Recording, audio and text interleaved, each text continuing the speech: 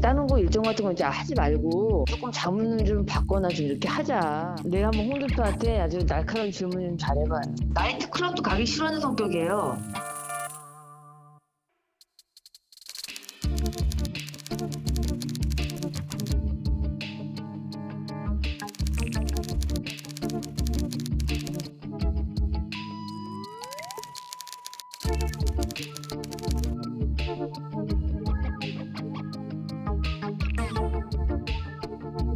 끝났는데 계속 키워가지고 유튜브나 이런 데서 사실은 조국의 적은 민주당이야.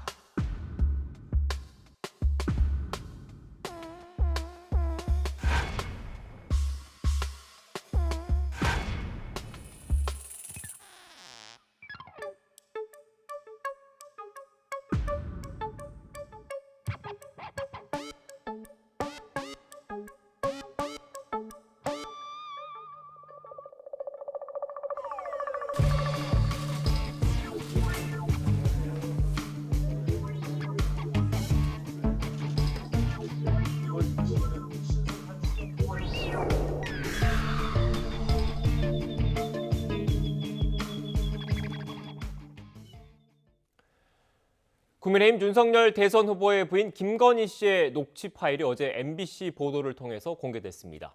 공개 이후 여러 반응들이 엇갈리고 있습니다. 향후 대선엔 어떤 영향을 미칠지 양 캠프 모두 예의주시하고 있습니다.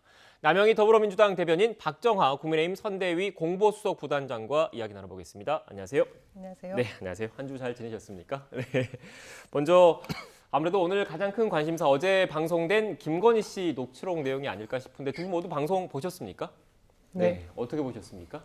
일단 저는 이 방송이 나간다고 여러 군데서 예고가 엄청 날 때도 네. 사실 크게 관심을 갖지 않았습니다. 그 기자와 사적 대화일 수도 있고, 하지만 국민의힘에서 대응하는 그 수위가 굉장히 높아서 저도 이제 그 이후에야 뭐 때문에 저렇게 걱정들을 하지 하는 생각을 했었거든요. 근데 제가 생각했던 거와 같이 기자와 김건희 씨, 그러니까 대통령 후보 배우자의 그런 제가 보기엔 사적 대화라기보다는 정치 전반에 걸친 내용, 그리고 캠프를 어떻게 운영하는지, 오히려 김건희 씨가 깊숙하게 정치에 관여하고 있는 모습을 상세하게 보여줬다, 그런 생각이 들고요.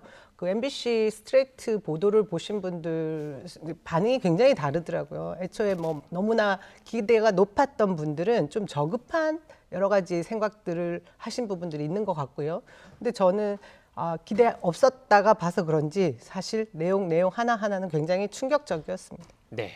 일단 국민의힘에서 워낙 세게 나와서 오히려 관심을 가지게 됐다, 이런 말씀이셨던 것 같은데 어떻게 보셨습니까? 어제 저도 지켜봤습니다만 끝내보고 나서는 좀 씁쓸했다고 할까요? 우리 사회가 언제까지 저런 그 행태들을 용인해줘야 되고, 중요한 선거 때마다 저런 것들이 일어나는 것들을 국민들이 과연 언제까지 판단해줘야 될까라는 생각이 우선 들었습니다. 녹취록이 생성이 돼서 유통되는 과정을 우선 보면 대화 내용에서 이렇게 좀 보다시피 저희들도 취재 기자 많이 접해보잖아요. 그럼 충분히 있을 수 있는, 그러니까 취재의 과정이라고 전혀 인식할 수 없는 그런 태도로 좀 말들이 오고 가고 했는데, 저런 것들을 작년 7월부터 해서 무려 12월까지 50차례 이상 녹취를 하면서 그걸 또 어딘가 실시간으로 넘겨주고 그걸 보도 시점까지 기획을 하면서 이렇게 왔다는 거는 그냥 단순한 주장하는 것처럼, 서울의 소리가 주장하는 것처럼 취재 목적이라기보다는 저는 정치적 의도를 갖고 저런 일이 있었다는 것 하나. 두 번째는 저런 녹취록이 어떻게 생성이 됐는지 확인 과정을 거쳤는지 안 거쳤는지 잘 모르겠습니다만은 국민의 알 권리, 그리고 후보 배우자의 검증이라는 명목으로 그러니까 방송을 강행한 공영방송이라고 자처하는 MBC의 판단이 과연 옳았던가라는 생각이 들고요. 그렇다면 또 다른 문제에 대해서는 검증과 국민의 알 권리가 같은 기준으로 적용돼야 되는 것 아닌가라는 생각이었습니다. 어쨌든 종합적으로 말씀드리면 이게 과연 우리 사회가 언제까지 용납할 수 있는 선거 문화 행태인가, 취재 행태인가라는 생각에 좀 씁쓸하다는 생각이 좀 많이 들었습니다. 일단 전반적으로 총평인데 내용을 많이 담아주셔서 일단 그 앞서 기획설을 지금 제기를 하신 거잖아요. 그 부분은 또 나중에 할 얘기가 있으니까요. 어제 나온 발언 하나하나를 좀 뜯어보면서 좀 얘기를 나눠보겠습니다. 먼저 대변인께는 이 얘기를 여쭤볼게요. 어제 통화 내용을 보면 그 취재한 기자에게 캠프에 들어와라 이런 취지의 발언도 있었고 1억 원 얘기도 좀 나오고 했거든요. 어떻게 보셨습니까? 이 부분이 굉장히 심각한 부분이죠. 네. 이건 법적으로도 분쟁이 될 수 있는 부분이라고 생각이 드는데요. 그 기자와 통화 이후에 강연에 강사로 초청을 해서 네. 강사 비용을 105만 원을 지출했다라는 거 아닙니까? 이건 제가 볼 때 방송 신문 불법 이용 매수죄에 해당한다라는 얘기가 있습니다. 이건 뭐 다툼의 여지는 있긴 한데요. 근데 분명히 그 강사로 초대를 했고 강연을 했고 그 장소가 또 굉장히 문제가 되는데요. 코바나 컨텐츠라는 그러니까 배우자가 선거운동을 할 수는 있지만 유사 사무실에서 뭐 어떤 조직을 만들기 위해서 그 사람 강연이 필요했다 이런 얘기까지 하지 않습니까? 이것은 뭐 사적인 그런 조직을 위해서 서초동 캠프가 있었지 않았냐 이것을 의심할 수 있는 네. 부분을 김건희 씨가 직접 얘기한 부분이기 때문에 저는 굉장히 심각한 사안이라고 생각하고요. 1억 매수에 관련된 부분은 뭐 이후에 김은혜 대변인이 또 다른 얘기도 하고 하시는데 이거는 제가 볼 때 일단 매수를 하겠다라는 그런 의식을 보여준 것이 이것이 성사됐든 안 됐든 중요한 것은 여기에서 김건희 씨가 평소에 이 사회를 바라보는 눈이 보여졌다. 저는 그런 생각이 듭니다. 그래서 네. 충격적으로 보여졌던 게 일반 시민들이 기대하지 않고 듣고 있었다고 하면 사실 뭐 선거판에서 열정페이가 굉장히 문제가 된다라고는 하지만 이분들이 이따가 뭐 또 다룰 얘기긴 합니다. 뭐 미투 관련할 때도 보수는 돈을 줘서 문제가 안 생긴다 이런 얘기도 그렇고 매사의 권력과 돈으로 모든 것을 해결할 수 있다. 이런 천박한 자본주의 그런 인식을 가지고 있다라는 걸 여실없이 보여주거든요. 네. 그 부분이 굉장히 심각한 문제였다고 생각해요. 네.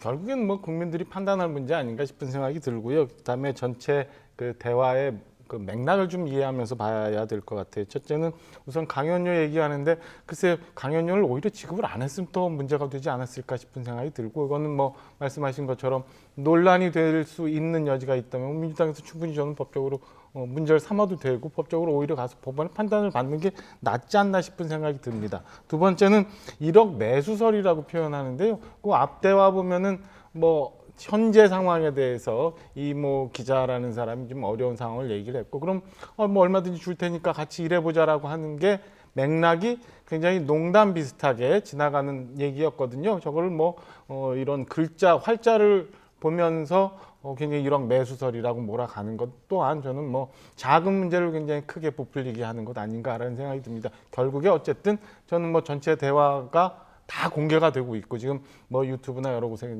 날아다니고 있는 상황이니까 저는 뭐 국민들이 좀 관심 있으면 들어보시고 국민들이 판단하실 문제 아닌가 라는 생각이 듭니다. 단장님 저는 꼭 하나 여쭤보고 싶었어요. 이 강연료 105만 원은 어떻게 처리를 했느냐 그리고 1억을 준다고 하면 어디서 처리를 할 것이냐 이 부분에 대한 것이 명확하게 소명돼야 될 부분이라고 생각합니다. 네, 그러니까 지금 두 말씀 좀 이 부분 관련해서 정리를 해보면 매수일 가능성도 배제할 수 없다 이런 주장과 영입 제한이다. 그리고 전반적으로 그 어떻게 보면 말의 뉘앙스나 이런 걸 볼 때 흘려가는 말로 했을 가능성도 있다 이런 말씀이신 건가요? 그럼요. 굉장히 어려운 상황이라고 하니까 그럼 얼마든지 줄 수 있으니까 같이 하자는 얘기가 뒤에 뭐 웃음 비슷하게 섞이면서 나와요.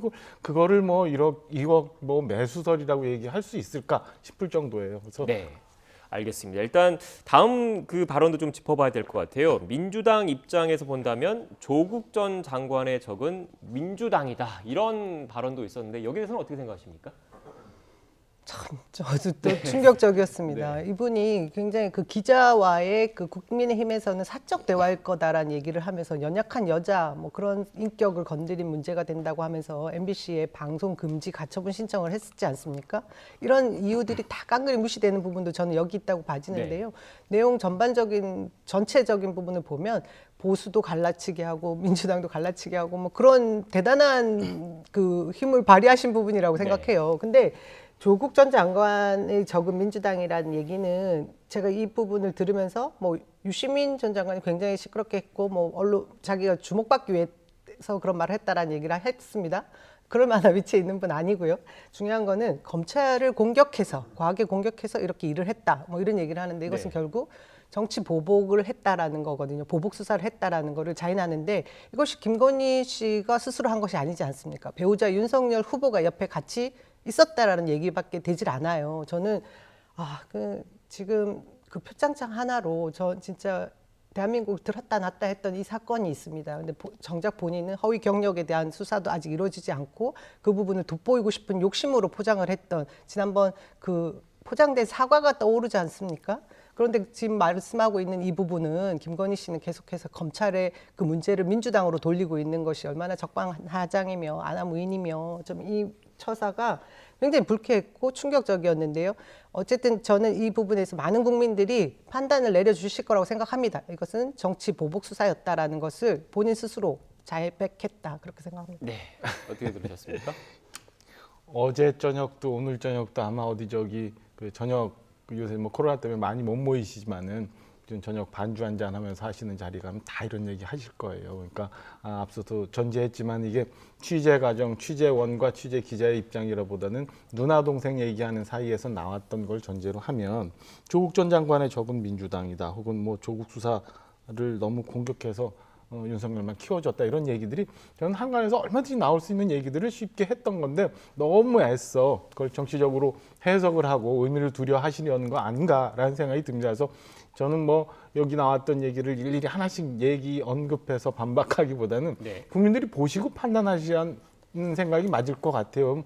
맥락을 좀 들으시면 국민들이 과연 이 건에 대해서 어떻게 판단하는지 저희가 뭐 논박하는 것보다는 저는 뭐 하루 이틀 지나면서 여론의 추이가 어떻게 가는지 국민들이 이 건에 대해서 어떻게 판단하시는지 볼 문제 아닌가라는 생각이 듭니다. 네, 지금 논박할 것보다는 전반적으로 좀 들으셔라 이렇게 말씀하셨는데 이 부분에 대해서는 해명을 좀 해주셔야 되지 않을까라는 생각도 좀 들어서 일단 뭐 이른바 미투 사건과 관련해서도 발언이 있었습니다. 이 부분에 대해서는 사과 입장을 밝히지 않았습니까? 이날 이 건에 대해서는 선대위가 사과 네. 입장을 냈지요. 그리고 이 건에 대해서는 그 얘기할 수 있는 건에 대해서는 뭐 있을 수 있다고 치지만 이런 인식을 갖고 있었다는 것에 대해서는 굉장히 유감스럽고 부적절했다고 저도 개인적으로 생각을 합니다. 그래서 어제 저녁에 이제 늦게 이 부분에 대해서는 잘못된 부분, 부적절한 발언이라고 말씀을 드렸습니다. 그러니까 아마 너무 편하게 생각하는 통화 과정 속에서 나왔던 얘기 아닌가라는 생각이 들고 이 건을 이렇게 생각해서 얘기한 것 자체는 굉장히 경솔하기도 했고 부적절했다고 스스로 인정을 하는 부분입니다. 네, 어떻게 생각하십니까? 충격적이었죠. 이것 또한 저는 이 보수는 돈을 줘서 미투가 없다 이 발언을 들으면서 그동안 우리 사회에 미투가 발생했던 이유가 무엇인지에 대한 생각을 전혀 하지 않으세요. 같은 여성의 입장임에도 불구하고 반인권적이며 반사회적인 그런 생각을 하고 있는 분이라는 건데 일반적으로 그냥 아까 말씀하신 대로 기자와 편하게 대화하다 보면 뭐 자신의 생각을 가감없이 얘기했다. 그래서 사과까지 하셨다니까 그것에 대해서 저는 더 이상의 얘기를 나가고 하는 것이 저도 부적절하다는 생각이 드는데요. 여기서 문제가 돈을 주고 해야지 하려면 뭐 이런 발언까지 들어갑니다. 그런 인식은 보통의 사람들은 상식적으로 합리적으로 하지 않는 얘기거든요. 그것은 대한민국이 성매매 금지법이 되어 있는 나라임에도 불구하고 이 김건희 씨가 평소에 어떤 생각을 하고 있는지를 보여주기 때문에 저는 아까도 말씀하셨지만 국민들이 이 부분에 대해서 좀 심각하게 받아들이실 것 같다는 생각이 드네요. 네. 그리고 이 얘기도 해봐야 될 것 같아요. 이른바 줄리 의혹, 줄리 논란과 관련해서는 어제 방송을 통해서 해명이 된 것 아니냐 이렇게 또 받아들이시는 분들도 계시는 것 같더라고요. 국민의힘 내부 입장은 어떻습니까? 이게 이제 뭐 취재라기보다는 사적인 대화 상황이었고 편한 상황에서 그다음에 어느 정도 신뢰 관계가 쌓였다고 뭐 스스로들 이모 기자도 얘기하니까 그런 상황에서 나온 대답을라고 전제를 한다면 저는 뭐 그동안 정말 힘들게 한 여성의 인격을 이렇게 몰아갔던 줄리 의혹이나 아니면 또 다른 무슨 뭐 동거설이나 이런 것들은 어제 그 녹취를 통해서 다 해결이 됐다고 생각이 듭니다. 그래서 오히려 이 문제에 대해서는 뭐 더 얘기가 안 나올 수 있는 상황으로 가지 않았나라는 생각이었고요. 전체적으로도 뭐 역시 마찬가지지만 저희가 뭐 일일이 발언 하나하나 뭐 말씀을 드리는 것보다는 전체 녹취록을 보면서 저는 국민 여러분들이 판단하시리라 보여집니다. 네, 어떻게 보십니까? 줄리 의혹에 대해서는 애초에 저도 관심을 갖지 말자고 얘기했고요. 그 김건희 씨의 그 결혼 전 사생활이 중요한 것이 아니라는 주장을 저도 계속 했는데 어제 김건희 씨 발언을 통해서 거짓말이 하나 또 들통이 났어요. 그것이 뭐냐면 양재택 전 검사와의 관계, 뭐 동거설들이 파다했는데 그 부분을 해명하면서 엄마와 본인과 양재택 검사 3명이서 패키지 여행을 갔다는 얘기를 본인이 합니다. 이런 것이 제가 볼 때 문제가 되는 것은 그분의 사생활이 중요한 것이 아니라 국민들 앞에서 이전에 했던 거짓말이 다시 또 거짓말이 반복되는 이런 부분이거든요. 그리고 저는 그 통화 내용에서 전체적으로 윤석열 후보도 거짓말을 굉장히 심하게 했다라는 부분이 국민들한테 이게 이 녹취 이후에 어필이 될 거라는 것이 심각한 문제죠. 부인이 정치에 관여하지도 않고 관여하는 것을 좋아하지도 않는다라고 얘기했는데 기자와 얘기하면서 캠프 전반에 대한 문제, 일정에 대한 문제, 지금 뭐 자기 사생활에 대한 문제든 모든 부분에 대해서 너무나 관심도 많고 어떤 전략도 가지고 있는 듯한 모습을 보여줬지 않습니까? 그래서 지금 보여주는 이런 위선들이 저는 심각한 것이다 그런 생각이 들죠. 그 부분은 말씀을 드릴 수밖에 없는데요. 지금 뭐 거짓말이라고 표현하셨던 그 무슨 저 패키지 여행 관련해서 그게 만약에 거짓말이라면 우리 대변인께서도 여기서 어떤 이유로 그게 거짓말이다 말씀을 주셔야 될 거예요. 그냥 거짓말이라고 얘기하는 거는 저는 시청자들이 또 혼돈할 수 있는 부분이라 보여지고, 그 다음에 후보 배우자로서 이 정도 얘기한 것이 정치에 그렇게 고관여를 하는 부분인가? 본인의 배우자가 선거, 대통령 선거라는 중요한 선거를 앞두고 있는데 저 정도 관심도 안 보이는 게 오히려 자연스러운 건가? 라는 생각이 들거든요. 그래서 저는 그 거짓말이라고 한 근거에 대해서 거짓말이다라고 말씀하시는 거, 그다음에 윤석열 후보의 또 뭐 거짓말과 위선 뭐 이런 거는 좀 지나치게 과하게 말씀하시는 부분 아닌가라는 생각이 좀 꼭 정정을 좀 해드립니다. 제가 답변을 하겠습니다. 제가 그렇게 판단을 한 근거는 얼마 전에 대국민 사과를 하면서 김건희 씨가 검사라는 사람이 무서운 줄 알고 만났던 윤석열 후보를 얘기합니다. 처음에 그 모습을 봤는데 그렇지 않더라는 얘기를 하는데 이전에 양재택 씨가 검사 아니었습니까? 그리고 여행을 같이 갔던 사이입니다. 그런데 마치 사과문에는 검사는 처음 받고 처음 소개를 받은 것처럼 얘기를 한 것은 그 이전의 사생활에 대해서 반론을 하고 싶었던 것이죠. 제가 볼 때는. 그런데 그 기자와의 전화 통화 내용을 들어보면 전혀 그렇지 않았기 때문에 이것은 명백한 거짓말이 아닐까 추측할 수밖에 없습니다. 그러니까 패키지 여행을 갔다 온 것에 검사가 있었는데 그 부분에 대해서는 검사랑 접촉한 적이 없었다고 하는 게 그 거짓말의 근거라고 말씀하시는 건지 여행까지 갔지 과하게 않습니까? 많이 말씀하신 거 아닌가 싶은 저희가 생각이 여기서 들어요. 그렇게 넘어갈 건 아니고 국민들이 판단할 것 같습니다. 지금 국민들이 판단할 거예요. 근데 하여튼 그 거짓말이라고 말씀하셨던 그건 좀 제가 볼 때는 빈약해 보인다라는 말씀 드려요. 네, 알겠습니다. 뭐 두 분 더 이 부분과 관련해서 넘어가실 건 없는 거죠? 알겠습니다. 일단 어제 녹취가 공개가 됐는데 좀 전반적인 내용을 좀 정리를 해드리면 그 국민의힘 쪽에서 법원에 그 방송금지 가처분 신청을 냈지 않습니까? 그런데 법원에서는 그 김건희 씨의 그 수사 관련된 내용 그리고 사적인 내용을 제외한 나머지 부분은 방송을 해도 된다라고 결정을 내렸고 어제는 그런 취지에 맞춰서 MBC가 보도를 했습니다. 하지만 원래 이 녹취를 확보를 했던 서울의 소리 측에서는 어제 MBC 보도를 놓고 좀 불만 섞인 목소리도 내놓고 있는데요. 관련된 녹취가 있는 것 같습니다. 먼저 관련 녹취를 듣고 오겠습니다. 전체 맥락이 잘 결단된 게 아니라 상당히 중요한 부분이 빠졌다. 그 부분을 뺀 부분이 저는 의아하다. 제가 괜히 MBC 측에 줬나 이런. 우리 주민이 맨날 조금 걱정해주고 많은 지지자가 있는데 써지 말라고 거기다 맨날 이렇게 써줘 할머니가. 그래가지고 거기다 그냥 매번 이게 그 거절할 수 없어서 쓰고 갔는데 그 무슨 무속인이 어디 있어 주변에 우리 주변에. 그리고 무속인 만났다간 여기는 소문이 금방 나서 만날 수가 없어. 그리고 우리는 그렇게 무속인 안 만나. 내가 더 세기 때문에. 그렇지. 솔직히 내가 더 잘하지 무슨. 네, 전국 관련된 대담 나누는 중간에 속보가 들어와서 이 속보를 좀 처리를 하고 그 관련된 대담을 좀 이어가야 될 것 같습니다. 정부가 북한이 올해 들어 4번째로 발사체를 쏘아 올린 것과 관련해서 국가안전보장회의죠, 즉 NSC 상임위원회 긴급회의를 개최를 했습니다. 북한의 연이은 미사일 발사에 대해서 매우 유감스럽다라는 입장을 표명했다라는 속보가 들어왔고요. 이어서 문재인 대통령의 발언도 좀 들어온 것 같습니다. 안보실장을 중심으로 한반도 상황을 안정적으로 관리하는데 만전을 기해달라라는 얘기가 있었습니다. 지금 문재인 대통령이 중동 순방을 하고 있는데 아마 순방 도중에 관련된 사안을 보고받고 이렇게 지시를 한 것으로 파악되고 있습니다. 일단 뭐 지금 북한 연초부터 계속 무력 시위를 이어가고 있습니다. 관련된 그 움직임이 좀 심상치가 않은데 뭐 이왕 얘기가 나온 김에 관련된 이야기를 좀 하고 나서 앞선 이야기로 좀 갈게요. 지금 현재 이런 상황에 대해서 어떻게 보십니까? 이재명 후보 측에서는? 저는 지금 북한에서 미사일 발사를 하는 것에 굉장히 유감을 이재명 후보는 표명을 했고요. 지금 북한의 태도를 보면 이전부터 여태까지 해오던 모습이 새로운 정부가 들어선 미국에 대한 메시지를 보내는 것 같습니다. 그리고 지금 한반도 상황도 우리 정부는 또 새로운 정권이 들어오기 직전이니 어떤 모습에든 북한이 뜻하는 바를 전달하고 싶은데 늘 해오던 모습대로 미사일을 발사한다든지 연습을 한다든지 하는 것으로 대북 제재 등을 풀어달라는 그런 메시지를 미국에게 보내고 있는 것이다. 그렇게 봐집니다. 네. 지금 뭐 윤석열 후보는 최근 뭐 이런 논란 등에 앞서서 뭐 선제 타격과 관련된 발언도 좀 있었고 어떻게 보면 그 안보에 있어서는 좀 더 적극적으로 대응해야 된다 이런 방침인 겁니까? 어떻습니까? 일단은 그렇죠. 지금 뭐 국민들의 생명이 무엇보다도 네. 중요한 상황에 너무 정부도 그리고 민주당도 너무 온건하게 대응하는 것 아닌가라는 생각이 우선 듭니다. 네. 그러니까 현재 북한이 연이은 미사일 도발을 하는 건 아마 미국의 제재가 좀 시작이 됐고 그다음에 우리나라도 정권 교체기이기 때문에 이 영향을 뭐 복합적으로 주기 위해서 저런 것을 하고 있는 것 아닌가 싶은 생각이 들고요.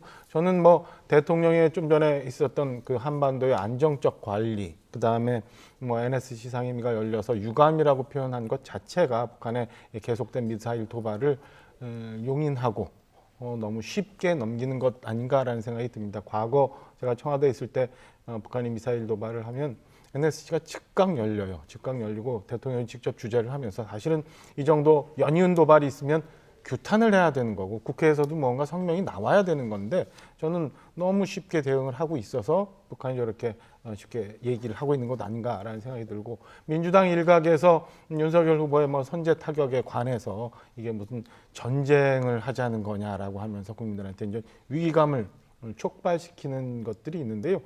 저는 그것도 북한이 이렇게 쉽게 미사일 도발을 하는 빌미가 되고 있는 것 아닌가 싶은 생각이 듭니다.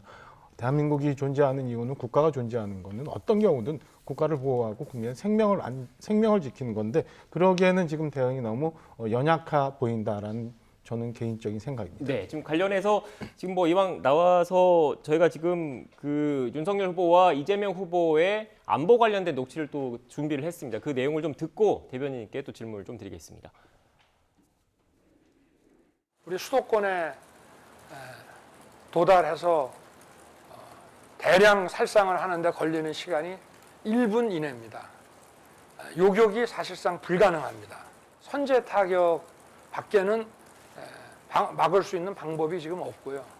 북한을 선제 타격하겠다고 협박해서 남과 북의 군사적 갈등이 격화되면 누가 손해봅니까, 여러분? 이 나라의 미래를 이 불안한 이 거짓말장이들 안보를 악용하는 안보 포퓰리즘을 외치는 이 사람들을 우리가 믿고 국가를 맡기겠습니까, 여러분? 네, 대변인 지금 이재명 후보의 기본 입장은 그러니까 만약에 북한이 무력 도발이나 뭐 이런 기타 도발을 했을 경우에는 단호히 대처하되 지나치게 또 안보 불안, 안보 위기를 조성을 해서는 안 된다. 이게 원론적인 기본 입장이라고 보면 되는 겁니까? 그렇습니다. 이전 정부가 어떻게 해왔는지에 대해서 저희들이 다 경험해 보지 않았습니까? 그런데 지금 윤석열 후보가 선제 타격이라는 얘기와 뭐 멸공, 저는 그것이 다 안보 포퓰리즘을 이용한 것이라고 보는데요. 이재명 후보가 그런 얘기를 하는 겁니다. 군대에 갔다 오지 않은 사람들이 정말 실제로 이 전쟁의 위험에 대해서 제대로 체감하지 못하는 그런 위험한 발언을 서슴없이 하고 있는데 이것이 대통령 그러니까 군사작전권을 가진 나라도 아니고 전시작전권을 가진 나라도 아닌데 어떻게 해서 선제 공격을 할 수 있느냐. 유엔의 허락을 받아야 되는 부분이 분명히 있는데도 불구하고 그 프로시저를 모르는 얘기를 마구 내뱉는 것은 결국 안보 포퓰리즘이다. 이런 얘기를 하시는 거고요. 저는 결국은 선제 타격이든 뭐 똑같은 대응, 강대강 대응을 하게 되면 일어나는 일은 결국 뭐겠습니까? 전쟁밖에 없지 않겠습니까? 이런 위험천만한 것은 결국 경제를 죽일 것이고 많은 국민들을 다 죽이는 일이 될 것인데 그런 일이 가능하다라고 얘기하는 것이 국군 통수권자가 될 만한, 대통령이 될 만한 사람이 할 수 있는 발언인가? 그 점이 굉장히 심각한 거라고 그렇게 말하고 있습니다. 네.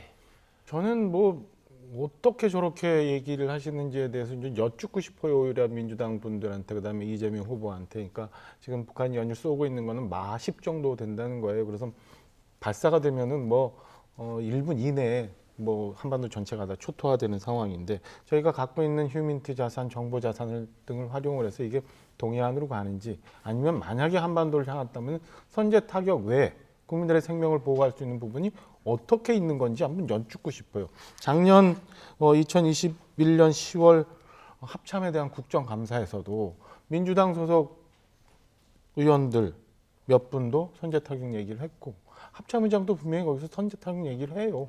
그거에 지금 선거를 앞두고 뭐 전쟁 위협이니 뭐 이렇게 얘기하면서 넘어갈 수 있는 문제는 어찌 됐건 선제 타격에 대한 준비가 되어 있는 상황에서 북한이 우리를 직접적으로 도발할 위협이 있다면 선제 타격해서 그 위협을 제거해야지. 그럼 막고 있어야 되느냐라는 얘기는 계속될 거라고 보여집니다. 네, 알겠습니다. 일단 지금 새해 초부터 북한이 잇따라 무력 시위를 지금 하고 있고 또 대선이라는 어떻게 보면 그 중요한 행사, 정치 행사가 있는 상황에서 한반도 정세가 좀 급박하게 돌아가고 있기 때문에 이 부분은 또 초당적으로 협력할 거는 협력해야 되지 않을까라는 이렇게 생각하시는 분들이 많지 않을까 생각이 들고요.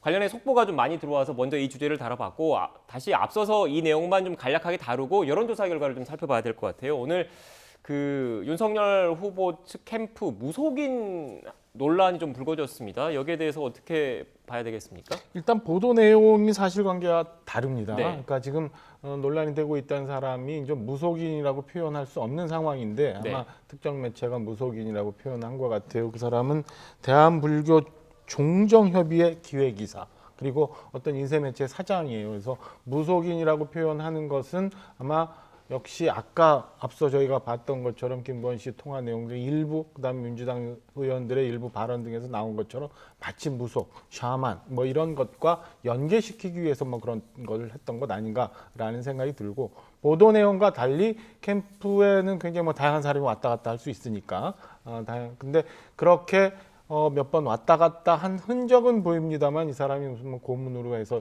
일을 하고 그다음에 그 뭐 일정 메시지 이런 데 영향을 많이 미쳤다라는 거는 전혀 사실과 다른 부분이라 말씀을 분명히 드립니다.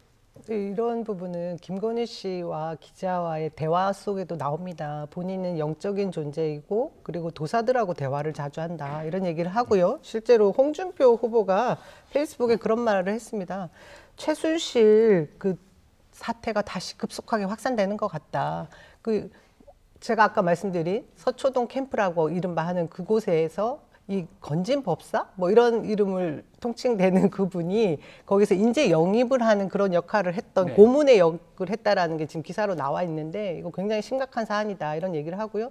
또 실제로 윤석열 후보가 손에 왕자를 새기고 나왔지 않습니까? 그것이 굉장히 간단한 이슈처럼 뭐 그냥 넘기는 얘기도 녹취에 나오긴 하는데요.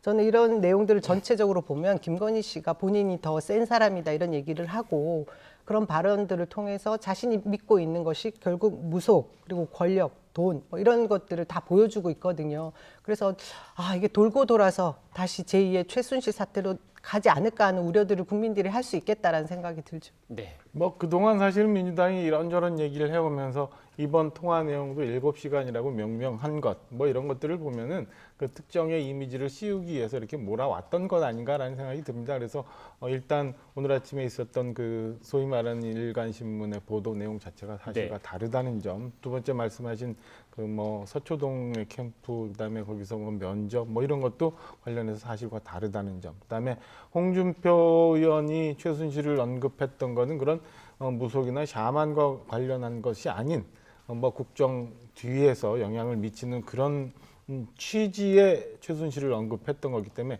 이걸 다 섞어서 몰아가는 거는 정치적인 공세다라는 말씀 저희 좀 드립니다. 부대장님께 정정 하나 해드려야 되는데 이게 뭐 7시간 녹취도 민주당에서 한 게 아닙니다. 아까 네. 그런 식으로 발언을 해주셨는데요.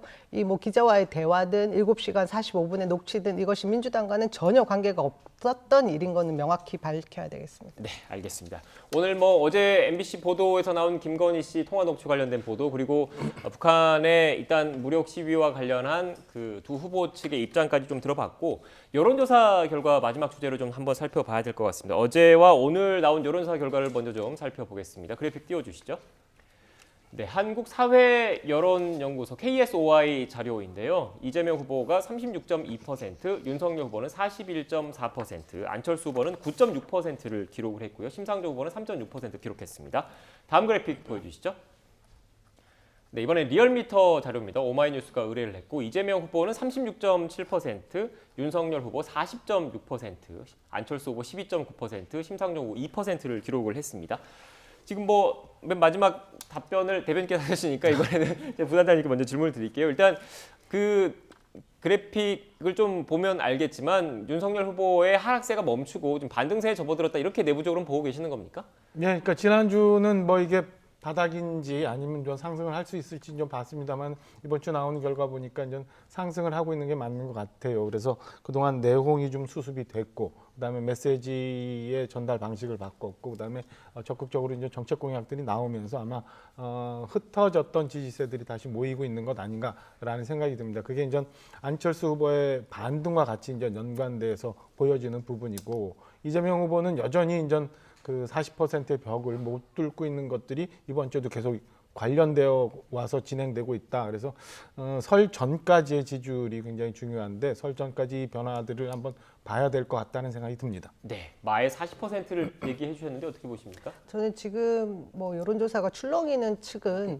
이재명 후보 측이 아니라 윤석열 후보와 안철수 후보 측 같습니다. 네. 시소 게임 같기도 네. 하고요. 뭐 반사 이익을 봤던 안철수 후보의 지지율 반등, 뭐 또 하락 이게 오고 가고 있는데 그것을 보면 단일화 이슈를 가지고 있는 측면과 정권 교체 심리가 반영돼서 보수층이 굉장히 결집하고 있구나 그런 생각이 들고요. 지금 말씀하신 대로 박스권이라고 말씀하시는 그 부분은 앞으로 뭐 정책 토론이든 그 과정들을 거쳐서 지금까지 이재명 후보 계속 해왔던 정책 행보를 이어가는 것이 또 반영이 돼야 되는데 시차가 좀 필요하겠구나 이런 생각이 듭니다. 네. 앞선 그래픽도 다시 한번 좀 띄워주십시오. 그 부단장님께는 이 질문을 좀 드려야 될 것 같은데 야권에서는 또 단일화 얘기를 빼놓지 않을 수가 네. 없는데 지금 뭐 이 보고 계신 그래픽 KSOI에서는 안철수 후보가 다시 한 자릿수 지지율로 떨어졌습니다. 다음 그래픽 보여주시죠. 네, 이 여론조사에서는 두 자릿수긴 한데 그 15%, 17%까지 이렇게 나온 여론조사 그 지지도에 비해서는 조금 그래도 지지율이 좀 빠져 있는 이런 모습인데 이 12.9%를 기록을 했거든요.